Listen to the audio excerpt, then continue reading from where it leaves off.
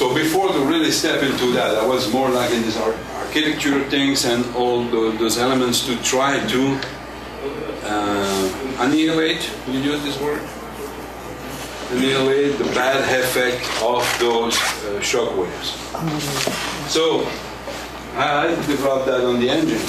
I didn't have any tool to really measure it, but I could say that I could have power at every speed of the engine and then respond very well. So, that's the same acoustic problem. So why would I apply it to the saxophone mouthpiece? And that's why I made a sphere into that.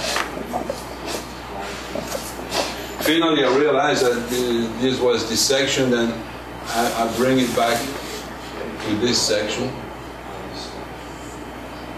And so there happens just like stationary turbulences, and the airstream was really fluent. And had the same thing. But there is kind of the opposite, I would say. It would trap, like the shock waves, but also will reverberate, you know, if, okay, let's say you have a wave coming here in that direction. It's going to be reverberated over there. From there, here. Another one, and each time you have different length. You know, and that's interesting because having different lengths, you can open the spectrum where it resonates. So that was the first design. Then also I realized that having a baffle really stabilized the airflow. So I used a baffled mouthpiece. But then, okay, the junction, I've been working a little bit on this junction. That was pretty delicate. And also the proportion in length of that and all those elements. It was very complicated. There I really spent, I would say, ages to really balance the whole proportion and hold the volumes and things like that. But as soon as I did that, I took my original mouthpiece, I filled it with resin, create this baffle. I filmed the inside and I really curved a sphere there with a baffle, and this was really happening. I could play at any dynamic while I played very low. I mean, it could just run from the air in sound, and not like those bigger chamber mouthpieces while you blow harder sometimes. You just create more turbulences at a certain level. You have a limit. So here the limit, I would say, once again, was you. And what I was really looking for, it was to have, and that I realized that was very difficult with other mouthpieces, is to have the same tone quality, balance of harmonics, edge, everything, at different volumes. You know, at low volume you could control the colors very much. Then a medium volume was more the sound of the mouthpiece, and a higher volume you had more of those turbulences. So you can use those different colors in your play, but you couldn't have it play the same color you wanted. And also I wanted to be able to change colors and also keep different colors at different dynamics. So that was really the purpose, and I think I succeeded with that target. So no, okay, it makes a very different style mouthpiece, and it plays differently, so people have to get used to that a little bit. But that's really the way I approach it. So I think no, okay, about what I can say about the theory, instead of developing for ages, we might spend some time to answer your questions, you know. I'm sure you have many. Okay. So what made you decide to use rubber instead of metal? What's the significance? Okay, I'm not using rubber. I never use rubber, and I don't like rubber for mouthpieces. For one reason. I think that's another element we didn't talk about the material. Okay, as we talked a little yesterday, we said actually the sound is produced by the architecture and the way you blow. Then you have all the resonances, of course.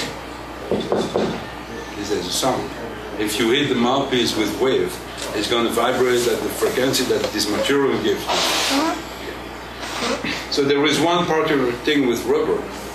Rubber absorbs the higher harmonics.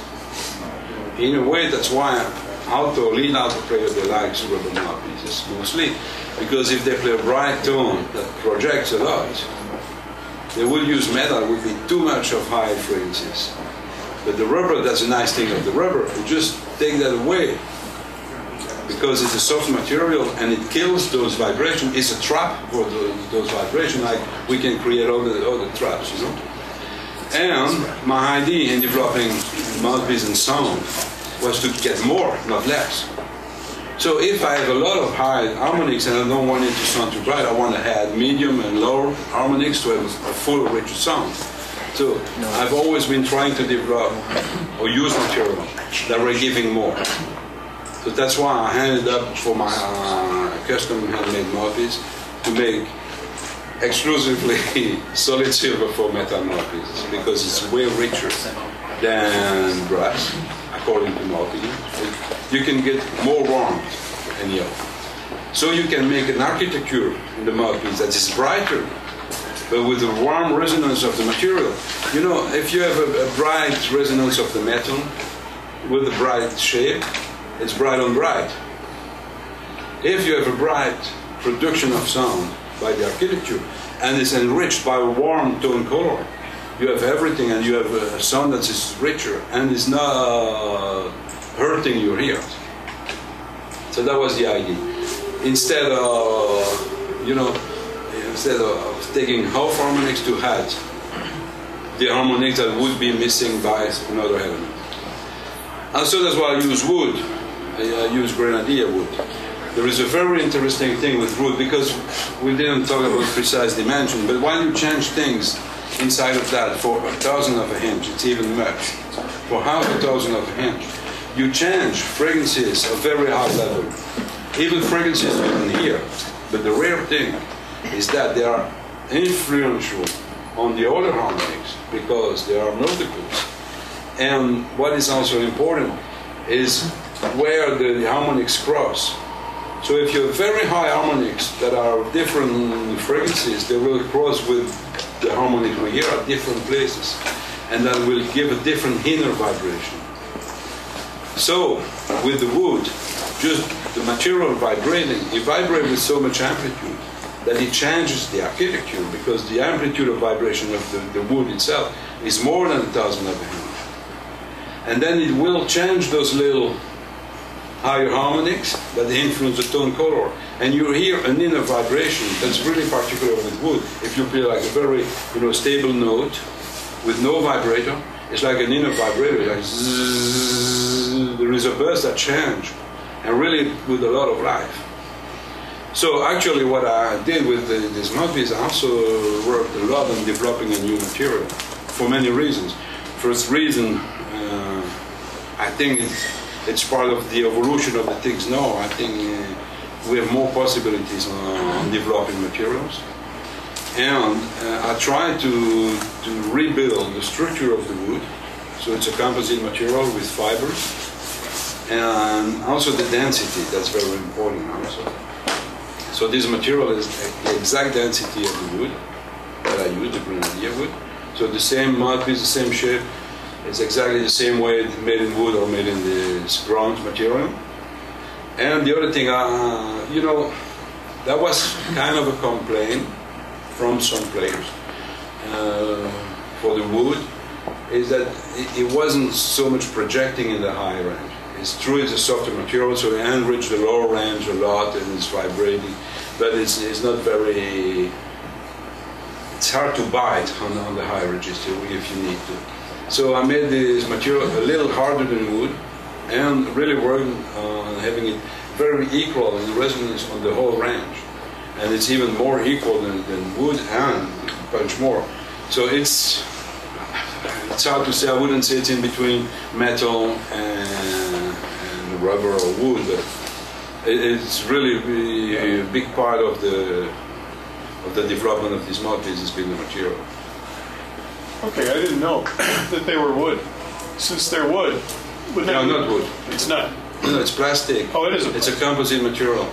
But the idea of this composite was to recreate the structure of the wood. Oh, I see. So it's an even structure.